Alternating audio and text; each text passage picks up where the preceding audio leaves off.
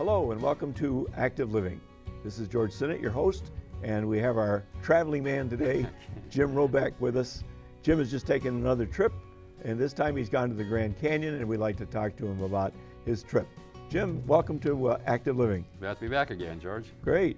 Well, can you tell us about your trip and where exactly you went during this period of time you were in the West? Okay, well, kind of taking in segments here. Basically, we flew from Detroit to Phoenix, Arizona, then we transferred to our hotel in Scottsdale. And the first day, basically, we didn't do a whole lot. We kind of went to this brand new mall. It had hundreds of stores, high-end stores, and very expensive. And they had a nice Ferrari parked out there. You know, I'm not sure how much it would cost. But guy with your money, I mean, it would be no problem. No problem, right? Right? Exactly. So that was kind of neat. It just opened up. It's beautiful, absolutely gorgeous. I can't believe it. The stores they had, and they had July 4th sales, which was kind of neat. It was $4 for certain items that they had on sale. So we picked up a couple of shirts in there, so it wasn't too bad. So then the next day we kind of went on a horseback ride of about 2.5 hours in the Sedona Desert. And that was really neat. They picked us up at the airport, traveled about an hour and a half to the ranch, and then from there we traveled on horse. We had about 8 in our group.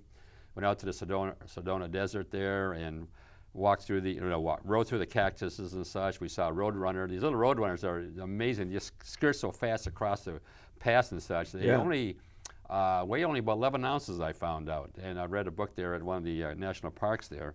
And they're very carnivorous. They basically just go after snakes and mice and everything else. So that's what they eat. My brother lives out in New Mexico, and he had a couple of road runners that's kind of, they're almost like pets. Yeah, they are. He would put a hamburger out in the morning, and they would come out and get it. Oh yeah, they love that stuff. I mean, they're really neat little birds there.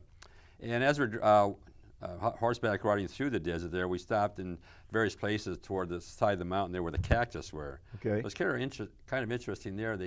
I pronounce Saguaro, but they say it's saguaro. They don't pronounce the G. Okay. And these particular cactus, they become mature between 75 and 100 years old. And they had this beautiful flower, which were in bloom at the time we were there, and they have all kinds of seeds. There are about 2,000 seeds that distribute out as they fall off the cactus. Right. And it's interesting what the tour guide says, that as they get so high, they start putting these branches on, because if it gets too high, the cactus will lean over and fall over because they don't have quite a root system. Right. So they grow an arm, and if their arm is too much, they grow another arm. So it actually keeps balancing. That's why you got the kind of U-shaped with the cactus. Yeah, which was kind of interesting. Yeah, it was kind of neat. So and you see these little birds all nesting in these saguaro cactus, but there's just so many of them, just beautiful. They're in danger. Nobody can dig them up. I mean, if they have to have any kind of removal, then it has to go through the state and national and everything else. Right. And replant it. Right. So that was kind of the first 2 days before we actually started the trip. We had to go out 2 days early, so that was kind of neat. So we had some time to relax and spend a lot of time around the pool and try to get a suntan, which was kind of neat. Then the next day, we actually started our tour and went to Sedona, and where we actually went to what they call Montezuma's Castle. And this is kind of the little brochure, not a brochure, but a thing that they picked up here. And what I had done on here is put the stamps on here showing that you visited it. Right. And the neat thing about that, which I found out later, which, in another park, is that you should invest in what they call a national passport. This is kind of neat. Everywhere you go, you can get them stamped. And the nice thing about that, are all around the United States. And you can see these stamps you can put in there. And everywhere you go, you can show that you were there on a specific date, which is kind of neat. Right. And the one thing, if you're past, I think it's 60 years old, is to get a golden passport. I have 2 of them here. When I went to the Shenandoah Valley many years ago, I picked one up. It was $7, but today I think it's $12 now for a pass. So it allows senior citizens to get into any national park in the United States. For the rest of your life. Rest of your life, exactly. Now, you have to pay a car fee, which is $25, but every participant pays $12 unless you got one of these cards. So you got to have it. So, I mean, you got national parks in Michigan here and all the way through the United States. So if you're 60, get a passport. Yeah, I have one, and I use mine a lot. Oh, it's fantastic. You got to have it. So, so that was real neat. So how big, you said this group was about 8 people? No, we had 16 in our group this time. 16. Yeah, okay. 16 so you're part of a tour group, actual part tour of a tour group. group, exactly. Great. Yeah. Okay. And we had about one family had 5, and then my grandson and I went, and there was another maybe 5, 6 couples, with 2 only, so it wasn't too bad. So, yeah, this Montezuma's castle there was kind of interesting because the Spaniards thought that's where Montezuma lived, where the gold and things were stored, and basically the only reason they call it the Montezuma Castle because it's got the Aztec design. But there was no gold, and Montezuma never lived there. So it was a fertile valley where the Indians lived there. And so they lived there between the 12th and 13th century, and it was 5 stories high that was carved in the mountains. It had something like 20 to 45 rooms in this particular dwelling up in top in the middle of the mountain there. It was kind of neat. I don't know how they got there. I think they certainly had ladders and such to get to it. Wow. So from there we went to the town of Sedona, and we took what they call a pink Jeep trip up to the mountain, okay? They call it the Mongolian Rim, and it was good, but it was very, very rough, the ride. I mean, it was just bouncing over because it was washed out, and they don't do any grading or anything like that. Right. And something I wouldn't recommend if I were to go again, the pink Jeep trip. It was okay. It's kind of hokey, but it was okay. So you go for it. Then from there we went to the town of Williams, where Route 66 is, the famous town. Right. Oh, it is absolutely fantastic. The restaurant we had was one of those curb drive-in movie type restaurants. Had a wonderful meal there, and at 7 o'clock at night they had a shootout in the middle of town. Really? So they had a shootout there, you know, pretend the old town there. And the nice thing about that, they had a fantastic store there, which had any kind of paraphernalia or souvenir on Road 66 you can imagine. Everything from movie stars you have is absolutely fantastic. So if you ever want to get something nostalgic, go to Williams. And that is the starting point for the Grand Canyon American Railroad that goes to the Grand Canyon and back every day. Okay. So you can take it from there, go to the Grand Canyon, see it, and then come back on the train. Okay. Because it's a little maybe takes away from the crowd and, you know, driving up there and getting through all that issue there. And one thing you got to remember, it was 105 every day when I was out there. So, but it was a cool 105, so it wasn't too bad. So Williams is a great place to go. A lot of things to do there, a lot of things to see. In fact, the bathrooms in the men's bathrooms, for the men's bathroom, they had door panels for dividers. And for the commode, they had a hood of a car as your barrier for the, kind of neat. So they took it all the way through the whole restaurant, which is kind of neat there. So, all right. Then the next day, we kind of went to the Grand Canyon. Then, so, and this was magnificent. I mean, you know, the Colorado River runs through there, approximately 280 miles, and it goes anywhere from 1 to 18 miles wide as far as the Colorado as it goes through the mountains there. And it dates back, you know, something like 5 to 6 million years. And I think it encompasses something like 1.2 million acres as far as the Grand Canyon is concerned.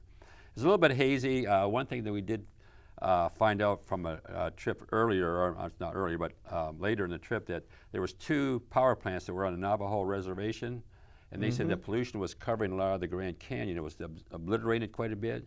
Okay. So they shut down the Mojave one, and it really cleared up the area quite well, but they still have one of the power plants still operating as a coal-fired plant there. So the nice thing about the Grand Canyon is that the early people that came there, like the Kolbs, and they basically started, and then they also had what they call the Harvey girls. I think the fellow's name was, let me think here for a minute, no, it wasn't Paul Harvey. It was, well, they called the Harvey girls, and what they did, he kind of started the fact of the tourists coming out there. So he hired all these college kids that come out from the east to come out there. They were all dressed up in these tunics and everything else. And one of the requirements was they could not marry for 1 year. Really? But a lot of the girls did get married because all these tourists came out, and so maybe there's some rich ones and such and that in there. So, but he really did a fine job of, you know, promoting that area. If you go there, there's a couple of good museums like the Kolb Museum, and so there's some really, really neat things to see at the Grand Canyon. We walked about approximately 1 mile down the Angels trail there, and that's about as far as you want to go, because you would take all day to go there and back. But remember, once you go down, you got to come up, and it's very steep. It's steep, so you got to be very careful. Another interesting thing about that is that each national park we have in the United States starts out as a national monument before they are converted to a national park. Oh, I didn't know that. Yeah, and like right now, the Bryce Canyon is still is a monument rather than a national park. Really? So each president determined, like Theodore Roosevelt, he made the Grand Canyon, and there's certainly the say Yellowstone. Yellowstone was one of his big ones. Yeah, exactly. So he nationalized them, and so there's a third party in the United States that covers this too, as the National Forest. So you got 3 different segments of the National Park System, the National Forest, and the monuments. So this again, the real neat place to go. And a couple of things you should see in the Grand Canyon is they got the new visitor center, which they call the Verkamps, and then see the Hopi museum there. It's really neat. They got a lot of artifacts in there. A lot of the pottery sells anywhere from about $200 to $1,000. I mean, it's very expensive, Wow. but it's good stuff. You know that for sure. So. Now, did you see that new deck that they have that goes out there that's all glass and you can No, kinda, I didn't. I don't know where it's at. If it's on the south rim or the Okay. north rim, I'm not sure. But I wouldn't Okay. go on it. That's not. Would have a fear of heights. No way for me. But I've seen it, but I don't think I'd go on it. But I'm not sure where it was at. I think it might be on the other rim. I'm not Okay, sure. well, it might be. I don't know. Yeah, I'm I not don't either. sure. I have to research that. But so. but I've seen it in magazines, and it sure looks like it might be interesting. Oh. Standing there on a piece of glass, Looking 2,000 down. feet from the base. Yeah. You know. I'm not sure what some engineer doing that and say, well, it's safe out there. Yeah, Yeah, okay, right. sure, thanks. Not me. Not me. So that was great. I mean, it's a wonderful place to visit as far as the Grand Canyon. Then we did go to Page, and in that particular area is what we call Monument Valley. And this is kind of a brochure on Monument Valley here. And the thing about that is on Navajo territory. And the Monument Valley encompasses about 30,000 acres. Oh, And the whole okay. Navajo territory encompasses like 16 million acres. So they control all the land as far as the Navajo. And interesting enough, too, in Monument Valley, that there's only probably 300 people that live in the valley itself. And some of these kids that go to school, they got to come to a road and may have to walk 2 or 3 miles to get to a bus to go to school. Right. They have no running they have no electricity, no running water. They live in a desert. They bring these tankers in every maybe 3 or 4 days to bring them water in. Really?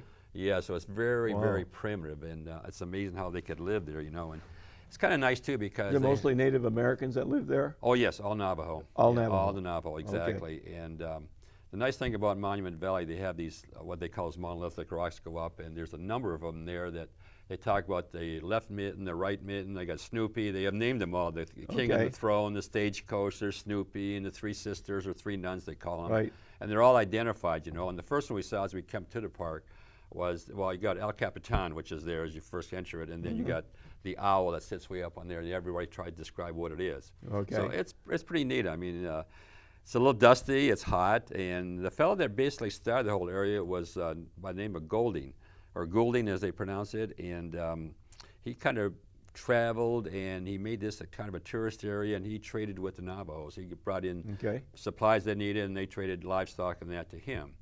And they treated them real well, the Goldings, and they got, and it became very poor there for a while, and he brought in all these movie stars to come in. They did a lot of films there, like 16 major films were done there. Really? John Wayne was the major one there, and typical movies were like Fort Apache, She Wore a Yellow Ribbon, Stagecoach, Billy the Kid, Legend of the Lone Ranger, Kit Carson, all that. So, and they have a beautiful display of John Wayne's paraphernalia up in the museum there, so you Really? have to see that. It's just wonderful, and so this is about So a they lot. really did go out in the desert and film Yes, this they stuff. did. All those very monolithic rocks there, and Yeah. actually a lot of the car companies use the background for advertising their cars in the Monument Right. Valley.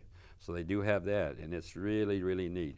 The thing about that too, the Navajos, they live in these what they call these hexagon homes. They call them hogans, H-O-G-A-N-S. They're eight-sided, and they basically face the east because when the rising sun comes up, Right. so it faces the east, and it's pretty neat. And I think we'll have some pictures when we have this later on there. So, so it's really a kind of a neat area to visit.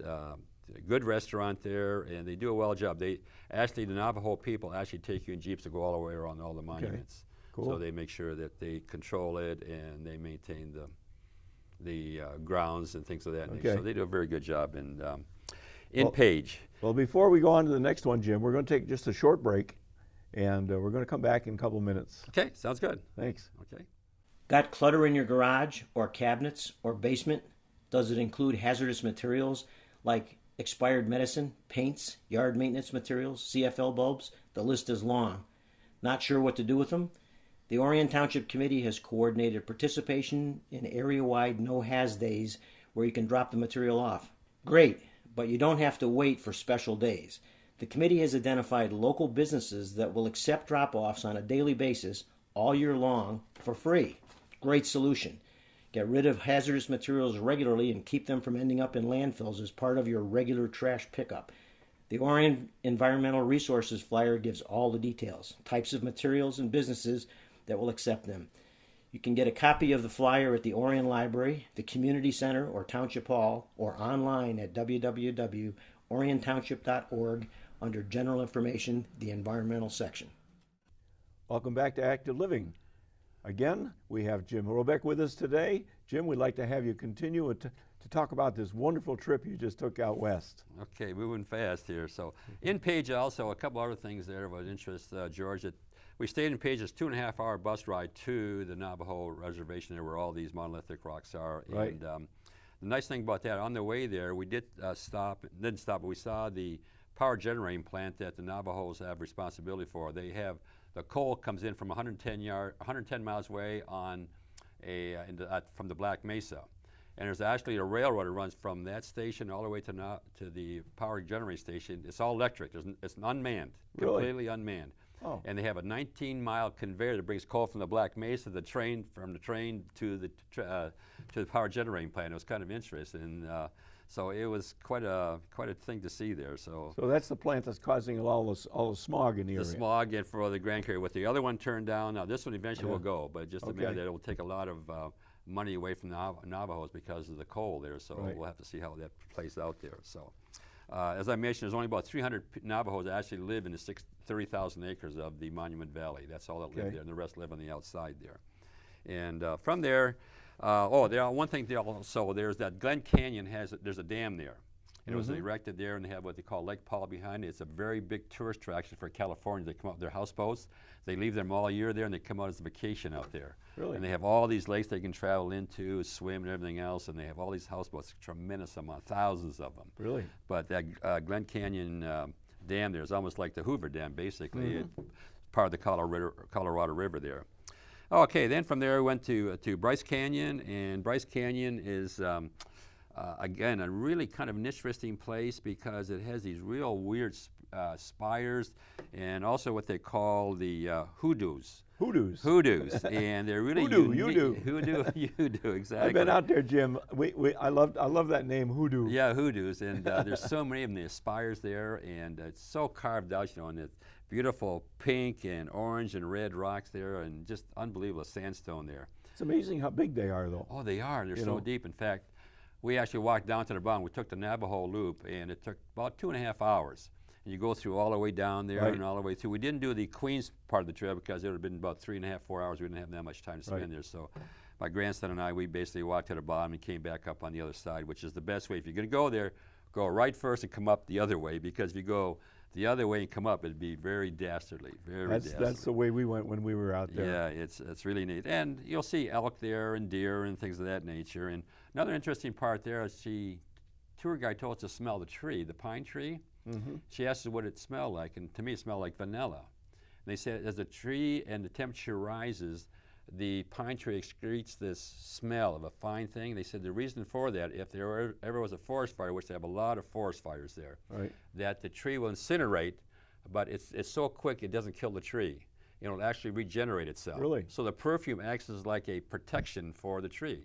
So it regenerates. So I thought, well, that was kind of interesting too. Yeah. So, and so that was Bryce Canyon. It was very, very unique and something you could spend all day just looking at this stuff. This beautiful amphitheater, you know, the trails there they have, and just incredible. I mean, just something that one has to see. And so Bryce Canyon is a real neat place.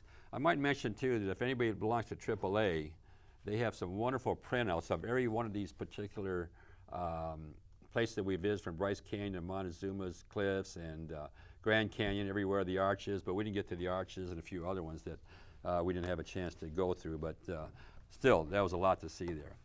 And next was Zion National Park.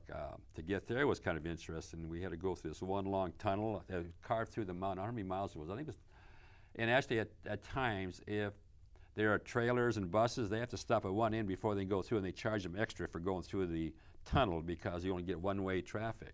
Really? Yeah, which I thought was interesting. So if you got too big of a vehicle, you got to stop and wait for it to go through. And as you're going through the tunnel, they have like air ducts that shows the outside of the thing, brings the air into the tunnel. Right. And you can see some of the Zion granite cliffs and things of that nature. It was kind of unique. You take some nice pictures through there. So before we got into just before we got into the tunnel there, they called this one particular rock, it's called the petrified quilt. Just looks like a quilt. It looks like there's lines go this way and up and down. Really? Yeah, it was kind of neat before you go in there. And I don't know how the stratification occurred, but it was really unique. And it's just one major rock there. But in Zion, it's just a wonderful place. So much greenery there, and it's bisected by the Virgin River, and it runs all the way through the Zion National Park there. The one thing that we did was to do a lot of the trails there. We did the Emerald Pool, which was about, I think it was about 2 miles or so, and you go each level. The first level, you had a lot of cascading falls. The next level was a pool, and finally the third one was the big pool. Right. And that was really neat. And we saw deer on the way going up there, and my grandson was picking, catching pollywogs in the water there. Oh, yeah? He actually was kind of swimming at the very top there. He wasn't supposed to, because they said that pool on the very top could have bacteria in it. Okay. He was going to dunk himself, and one woman said, "You better not do that." Unfortunately, the ranger was coming up about an hour later. As we were going down, he was coming up. So, but you could do it, but I don't think it'd be a major problem there. So, but then we went to Narrows. That was a unique trip there. That was fantastic. I would recommend that to anybody. The first thing you would do, I'd go to Narrows. I've done it. It's a great trip. Isn't it? Yeah. I mean, it's 16 I've miles. done it twice. The first time the water was pretty low. The second time I did it, we were in water up to here when we were hiking up the river. It was pretty cold, too. Yeah. Well, if in the summertime it's 105, I mean, it felt very refreshing. Yeah. I'll tell you. It does feel good. And there was many people doing it. But if anybody goes to Zion, do it in Narrows first. Now, you can do an all day. It's 16 miles long in, but I only did about 3 miles and came back. Right. I went to what they call Wall Street, and you started to come back from there. And you have little falls coming down and such. And they said the worst one, not the worst, but the most scenic one is Angel's Landing, but that's the most dangerous. I wouldn't do that, because you actually, at the very top, it gets very narrow, and you have to hold on to a chain, and then there's just You're cliffs. holding on to a chain all the way up. Yeah. Oh, when you get towards the top. Right. Yeah, and just very dangerous. And they actually said there was a father and son that died there last year, because the son was falling off. The father tried to grab him, and he went too, and both perished, unfortunately. But if you're not faint of heart, fine. But for me, that's not for me, man. I've seen it. I didn't climb it either. No way. But my friends did. Is that right? Yeah. There's many other trails you can do without doing that one. I think that's just unbelievable. So Zion is certainly, and then they had a nice little, like I say, the national parks have some really nice books in every one of your national parks. They print them out, and there's a lot of information here that you can garner and see what's going on, see the trails, what's recommended. So these are good books that you can get from the national park systems, and they're very good. And actually, they'll hand out your hiking trails, and basically they'll give you a little brochure on each one of the parks you go to. This happened to be Zion here. I'll do it this way here. So they hand these out as you pay your toll there, so you get a lot of information on those. So it works out very well. And finally, that ended our kind of the major part of our trip. And then the next day we went to Las Vegas, and actually that's the end of the tour. We stayed at the Tropicana there, but we went downtown Las Vegas first and went into Binion's, where they have the $1 million in display. They used to have it in a horseshoe, but they changed it now. It's almost like a little house. Okay. And my grandson and I went in there, but they chased him up because you got to be 21. Oh. So I had a picture taken with me, but it didn't come out very well. So I remember it like 30 years ago, but now they have $1 million. They're all in $100 bills. They're all, so you can see them in there. It's lots of money, but they kicked him out. And so, but it worked out good. You can walk through the various casinos if you're underage, but you can't stop. You can stop, but you can't wander too far from past there. So did you get a chance to play the tables at all? No, we didn't. We kind of walked through the major ones. We went through Mandalay Bay, went through Excalibur, went through Luxor, MGM, New York, which was right, we're in our corner there, basically. Right. And as you take a picture of the sign in Las Vegas, the famous sign in Las Vegas, not that big, so it's okay. It's one of those tourist things, basically. So it worked out pretty good. And no, we didn't have time. And the buffets are fantastic. We're going to do a buffet, and one was like $22.95. And so let's go to the MGM. Went over there, it was like $45. So, oh my God! So we ended up going back to Tropicana, had something to eat there, and then some of the neat things about, we went to Bellagio's, and actually we saw this chocolate factory, which has all these layers of chocolate things coming down this syrup, and then you buy all kinds of chocolate, very expensive naturally. Sure. They had a nice little display in the middle of the Bellagio's. There are a lot of people going through there, and they like a garden with frogs and things of that nature. A nice display of like a hot house and everything else with flowers and that. Very, very nice there. And so it kind of, from there, we didn't have a whole lot of time there. We walked out that evening, and it was about 108 degrees. I mean, at 9 o'clock at night, I mean, you just felt like a oven just blasting, So we didn't spend too much time outside. We're going to go down to downtown to go to Bellagio. I want to see the water show, but didn't get down there. And certainly we passed the pawn shop, you know, which was on Las Vegas Boulevard. Right. We're going to go back there, but it was lined up. I mean, you couldn't get in there if you wanted to. Really? Plus the fact all the stars of the store, they're always in the back because the tour groups pay to go see them. So they get hustling a little more money that way, I suppose. Really? Yeah. That's what they said, so I don't know how true it is, but that's the way it was. So, but then basically we had to go to bed early that night because we had to get up at 3 o'clock in the morning to pick us up at 4 o'clock to take us back to the airport, which was at 6:45, and so we got there way too early. In fact, we got there at 4:30, and so we had to wait till like 6:45. Then our plane was delayed a little bit. Then finally we get to Phoenix and delayed there again. But finally got home to Detroit, and it was a great adventure. I mean, I would certainly recommend this as a good trip, one to take, and it was very inexpensive, around $1,200. So, that's great. Yeah, it was pretty. That's great. They include all your airfare and everything? No, except the airfare from Detroit to Phoenix. Okay. Now that worked out pretty good because I had a companion fare with me and my grandson. I had to pay full fare. He only paid $99, so I had to. It was U.S. Air. Okay. So that was kind of neat. So. That's terrific. But a lot of good things to see, and certainly a place to visit. I'd go there again, no doubt. I'll spend more time in Zion, a little bit more time in Grand Canyon. I would like to do the Colorado River boat thing. Oh, the boat ride down there? Yeah, that would be phenomenal, I think. That would be great. I have a friend whose wife got stranded about halfway down. You're kidding. No. Oh, my God. And you know the guy, too. Oh, is that right? Yeah. Oh, geez. I'll tell you about him later. Okay.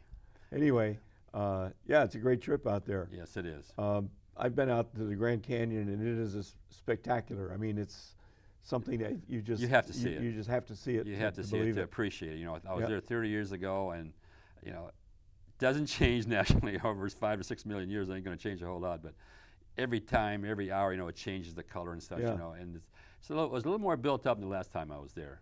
I know a lady that took the. There's a trail that goes from the top on the southern side, and goes all the way down to the bottom, and you stay overnight at a ranch.